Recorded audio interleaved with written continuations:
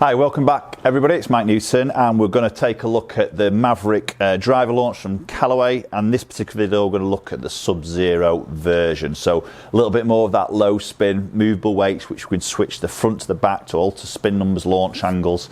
A little bit of tech obviously happening in this and we're going to talk a lot about it. It's a miserable day down here in Lytham, unfortunately. You'll probably see the rain dripping off my umbrella that's covering my camera. It's just what you got to do in the UK unfortunately this time of the year. But we're going to take a close look at the Maverick Sub Zero GC quad on the floor as always. We're going to look at some numbers and give you my personal feedback on the looks, the feel and the performance of the new 2020 driver.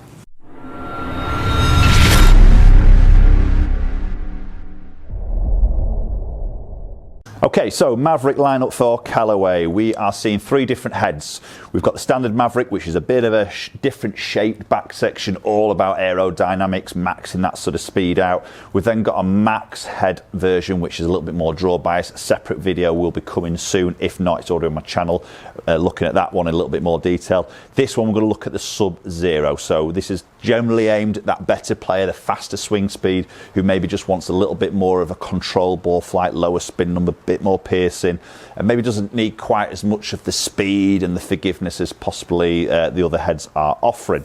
So putting this down by the golf ball, it sits fantastic. Again, it's a Callaway driver. When you put that down, the shaping of it is absolutely stunning. We've got that black glossed finish with that goes into that grey carbon on that back section, which I think just looks quality, looks very, very classy. Oh, just see that little bit of lip sticking around that back edge section, which is in the orange. Obviously, when you put it down and you look at the Solar Club, very orange in there, isn't it? Which, not a massive fan of it, to be honest, but you know, I couldn't give a monkey's what it looks like on the bottom. I'm more interested in that playing position, and that sits lovely. So this is a 9-degree head. I've got it set at 9-degree. I've got the Aldila Rogue shaft in here, loads of different shaft options. So obviously, again, through fitting, that's what I always say to you, is go and get yourself sort of dialed in. Okay, let's get this first one hit. So this one, I've got two movable weights. I've got a heavy weight at the back section. Oh, that felt fantastic. Pretty high ball flight there. That felt really good off the club face. So 115 club head speed, which would be interesting to look at the club head speed, because the standard Maverick head, which is more shaped up for the aerodynamics, was touching 118. So be interesting to sort of see what this provides me. So 115 club head speed, 161 ball speed, spin 2960. So just launching a little bit higher there, just sort of, you could sort of see just through the flight, just hung in the air a little bit longer. So the two movable weights in the head we've got here, which are movable from front to back, is a 14 gram and a 2 gram. So as I say, I've got the 14 gram in that back section, so this gives it a slightly more forgiveness, a little bit higher launch, a little bit more spin.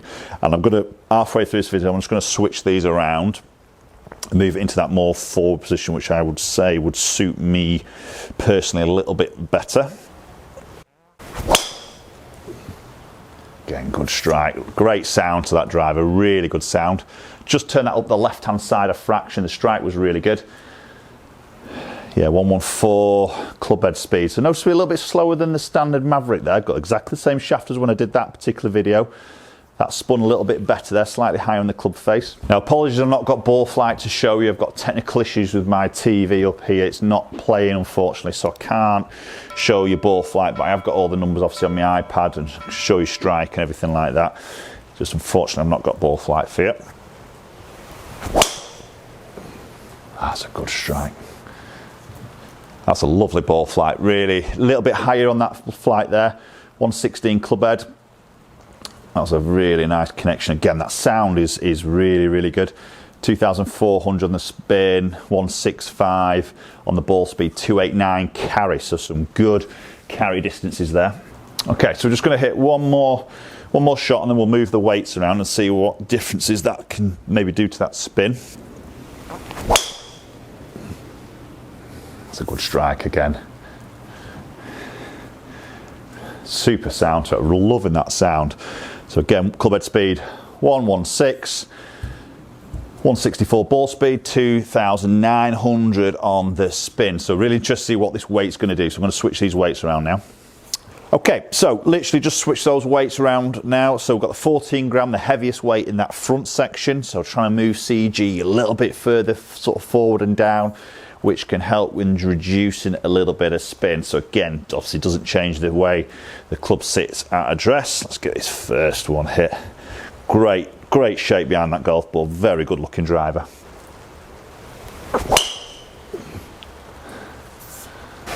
So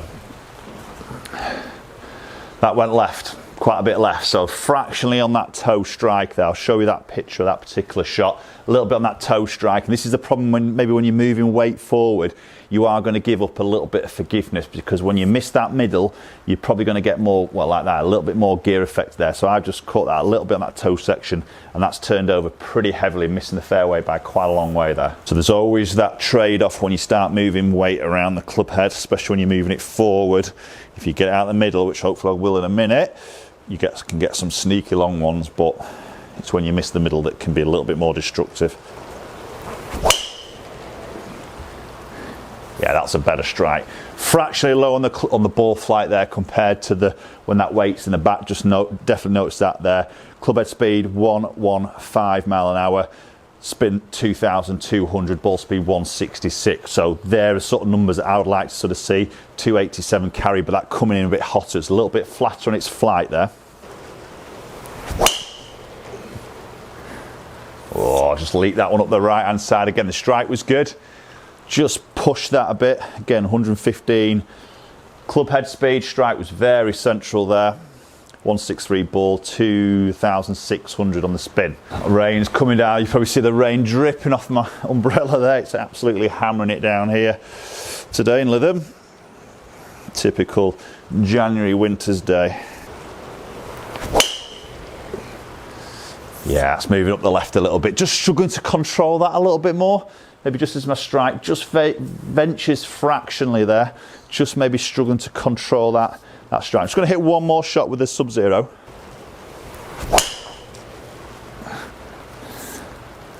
Yeah, that was a bit of a heely one. Very straight on its ball flight, but a bit low heel. So just struggled to control my strike a little bit more maybe on that one. And when I did sort of just fractionally miss strike, I've seen a little bit more curvature on that golf ball, a little bit tougher to control, and typically would find that as that weight then goes more forward. So probably for the golfer who's looking to reduce the spin, probably needs to be quite a central ball striker to just get a control of that club. But let's look at those numbers in a little bit more detail on that Sub Zero.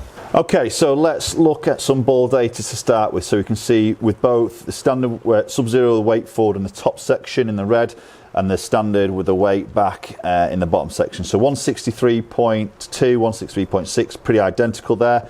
You can see with the weight more forward, the launch angle came down a little bit more. Having said that, I did catch a couple a little bit low in the club face, which is obviously going to pull that launch down a little bit more consistent with the heavy weight in that back section, that launch all in that 11-degree mark. Looking at spin number, we can see with the weight in the back section, you can just under that 2,600 mark. With the weight more forward, you can see that reducing down to just under 2,300. So typically 300 revs difference of spin is what we would tend to sort of see.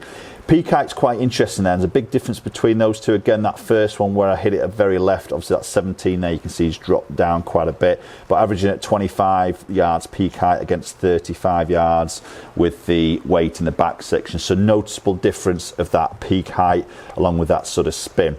So carry distance there, 277 with the weight in the back section. The strikes were much more consistent there, and you can sort of see that in what I'm going to show you on the strikes in a minute, against the 265 with this Sub Zero. But dispersion wise was a lot more varied with Sub Zero. I had a big right miss, had a big left miss.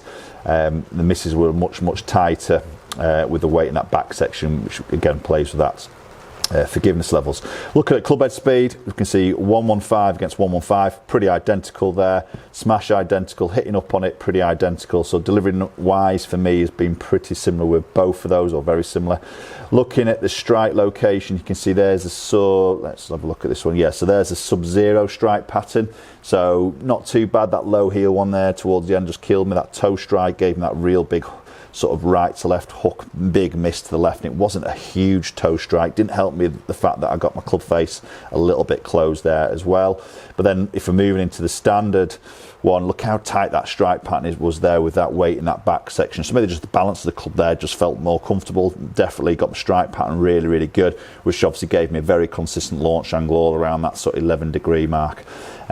So dispersion wise, the weight in the back was much better. Right, okay guys, so there we go. There's the Sub Zero version of the Maverick. So again, looking at spin numbers, we can see a difference there as we move that weight forward and backwards. But as I found there, and what you might find when you go and test these, is you've got to just be careful of your strike. So through a fitting session, you should always be measuring strike. Every single time through a fitting session, always measure strike. See where you're hitting it, because that will obviously influence a lot of the launch, the spin of the golf ball. So if you've got a certain miss in there, then you can build a driver to try and either improve that strike or trying to prevent a certain shape shot that strike is actually giving. So always measure strike.